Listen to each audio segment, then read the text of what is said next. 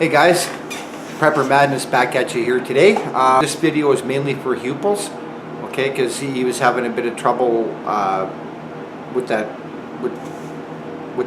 little wood rasp file on his handle. Now, I don't use wood rasps on my knife handles, especially when there's not that much wood there for the scales to begin with. What I do, I'm just going to walk you through this process. It's really cheap, really easy. Okay. What I'll do is I'll show you all the items first. Okay, and then I'll swing the camera over and do a demonstration for you. All right. So first thing you're going to want to do is go cut your if you have some scrap lumber laying around or something, cut or split yourself a piece of wood about 1 inch wide. Okay, it doesn't have to be exact, but it shouldn't be much more than 1 inch in width. Okay, and in length, make it a hand span. Okay, tip to tip, thumb to small finger. Okay, then get yourself some 120 grit. Some 120 grit sandpaper. I use emery cloth. Okay, it's because I can clean emery cloth out. It works well on steel and the wood, you know, and it cleans out easy, right? Okay, so 120 grit. I would suggest emery cloth, but sandpaper's fine.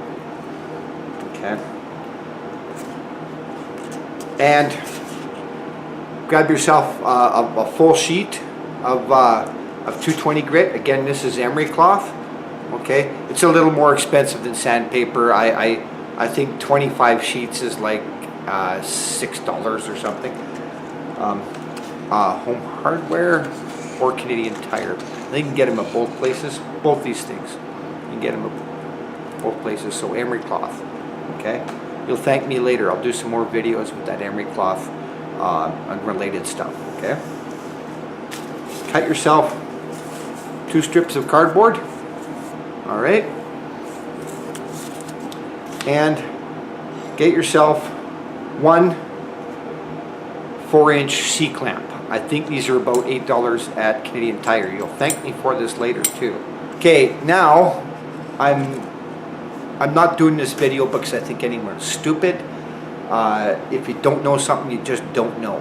Okay, I'm not making fun of anyone. I just want to help you out a little. All right, and it is my opinion that using a wood rasp on those small scales like that,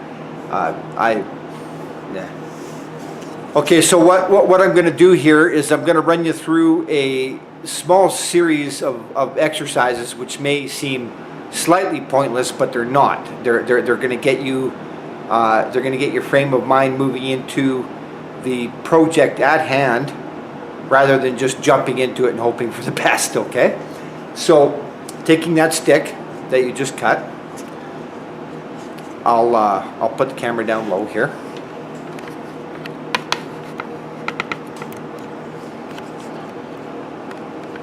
So taking that stick that you just cut, 1 inch, it can be as thick as you want. I would recommend, like, this looks like 3/8, whatever, right? So along the sharp edges, okay, you can see it's the square, right? So along the sharp edges, you're going to tilt it a little bit like this. Just tilt it a bit, hold it in your hand, or down low like this, and take that 120 grit and knock the square edge off. You won't have to do much. Okay, turn again and do it at a slight angle, just like I'm doing. I'm going like this. Okay, that'll get you into the mode. That'll help start getting you into the mode for doing your handle. Okay, so we got all the edges knocked down. You don't want them sharp. You don't want the edges on the block sharp, because then they'll bite. They'll bite into your scales on your knife handle and leave nasty marks. Alright, so I've got all my edges knocked down. Alright. This is just a scrap piece I'm showing on. Then you're going to pull a strip off of your 120 grit. Off your 120 grit paper. Run it along the length. Okay. A ½ inch short on either side. Fold it so that it goes over the edge like that. Okay. And it's pretty close to even with the top edge. All right. You'll see why in just a bit. And then of course just tape it at either end. Okay. I don't have to go through that. I'm pretty sure. Okay. So we've got the stick made. Now let's flip over to the table here. Strips of cardboard. We're going to pretend that this is the knife. Okay. So with your 2 strips of cardboard, you're going to put one right directly on top of the table, right at the corner, just like I got right here. Okay. You're going to take your knife blade. You're going to put it on here like this. We're going to pretend right here at this mark is where your handle begins. So you want to be about 1.5 inches, 2 inches from the edge of the table. I'm going to move it over here just a bit like that. Okay. We're going to put the other piece of cardboard up here on top. Okay. Make sure that your knife edge, or that your knife is on the flat edge, not on the bevel. Okay. It's got to be sitting flat for this. You're going to take your C-clamp and clamp this onto the table. Okay, and you want to be about mid-length of the blade. All right, so probably about 2 inches back from the edge. That's so that the clamp doesn't get in your way. You're just going to put it down. That doesn't sound good. It's wood though. You're just going to put it down so that it doesn't move easily. Okay, you don't have to crank it down super tight. All right, now you're going to take this little piece you just made, okay, and you're going to start working at an angle like this and just draw back towards yourself on the edge like this until you've got it fairly round. And we'll do the same thing over here. Okay, so see, remember at an angle and draw back towards yourself just like this. If this feels like it's getting clogged up, you have a waste paper basket right beside you. Hit it on the edge and most of it will clean out. Okay? So, back and forth like this. Just do it gently. Work on one side and then on the back, at the butt end of your knife here. Work on your corner.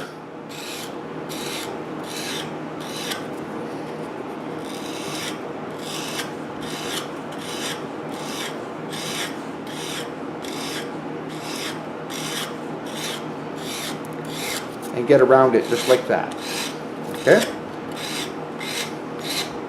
So you're going to be holding this at about a 45-degree angle, maybe a little less. Okay? And now I'm going to work down from that 45. Okay, so it's holding it at 45. Now I'm going to work down from that. Right here at about a 20-30-degree angle. Okay, and as I draw towards myself, I'm going to put it down like this. Okay, we'll show you on the other side. So I started at a 45. Okay, and then I'm going to draw it down even more. Now you'll see that your lines from where you were sanding, right here, are going to show you how even you are. So if this side was drawn down more than this side, then you got to lean down a little bit more like this and even them out. Okay? You'll see it right away. Then of course at this point here, brush it off, flip it over and do the same thing to the other side. Alright, now if that's all you wanted to do was just round all your edges, you can stop there, take this off and put on the 220 grit, okay, and then do the same thing with the 220 grit and round everything out, okay.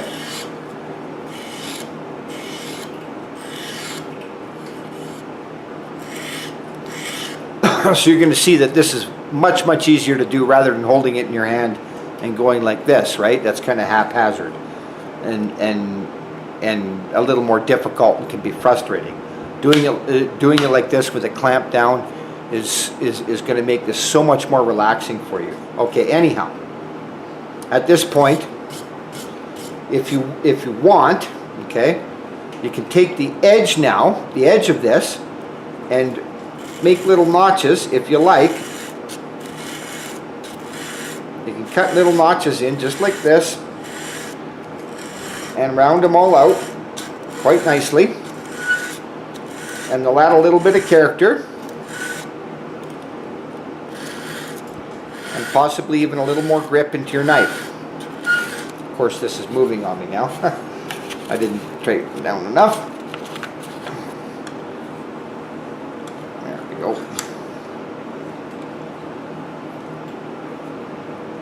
There. Okay. And of course on this side,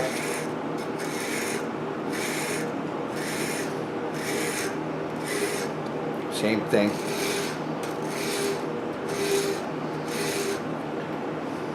All right. So if you want to do these kind of little notching things, you start like this. You push down towards yourself. Okay. You'll be able to feel it. Just keep it in that one groove. Okay. And then go back this way in the opposite direction and push down also. Okay. Now I'm doing this all in real time, so it's you can see how just how fast this is, right? And then you clean out the middle like that. Flip edges to even it all out. And off you go. Okay, once this is done, you take your 220 grit. You don't necessarily have to put it on the little file stick, okay? And you just sand this down, okay? Sand her down nice until it's at the smoothness that you want, okay?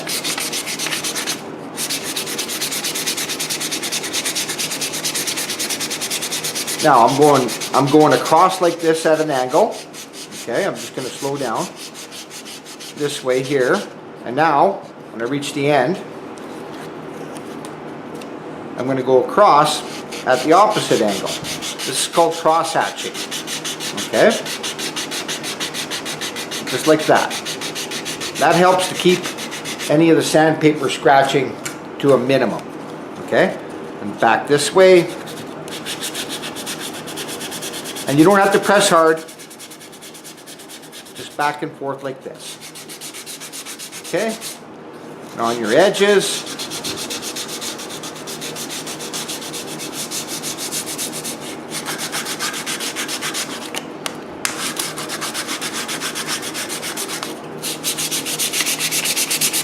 And over. Okay, nice and smooth. I didn't go and mark these, so they're uneven, of course. Let's see if I can show you what that looks like.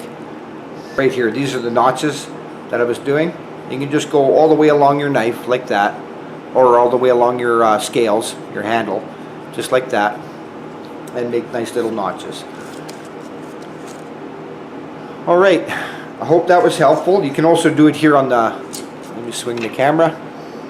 You can also do it right here on the very back of your knife. You can put a couple little notches in like that. Right, let me draw that for you.